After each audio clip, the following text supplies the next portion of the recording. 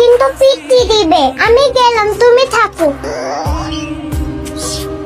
কি ঘুম থেকে উঠতে ইচ্ছা করে না? স্বপ্নে কারে দেখতেছিলাম? মাহফুজা ভাবিকে। প্রতিদিন যখন অফিসে যাও সে তো তখনই বাজার করে বাসায় ফিরে, তখন তো তাকে দেখো। আরে না, এত মানুষ থাকতে হবে মাহফুজা ভাবিলে কেন সবটা দেখবো? আমি চোর। আমার অবস্থা কেমনে? সারাদিন কোথায় থাকো তুমি? ট্যাঙ্কিতে যে পানি নেই, আমি যে পুরো গোসলটা করতে পারলাম না, এই দায়িত্ব কার? স্যার, আমার কি আর কোনো কাজ নেই নাকি? রাত দিন 24 ঘন্টা খালি আপনাকে পানি ছাড়ুন। চুপ করো। কিছু বললে খালি বড় বড় লেকচার।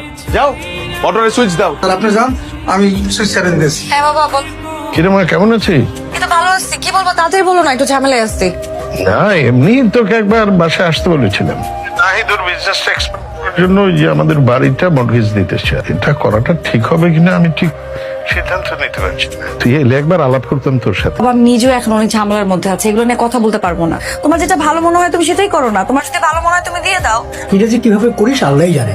বন্ধুর কোম্পানি বলে বেঁচে গেছি, তা না হলে কি যে হতো তোর। সেটাই বাবা, সামিউল ভাই আছে বলে আমরা এত ভালো আছি, মানে খুবই ভালো মানুষ। ছেলেটা আসলেই ভালো।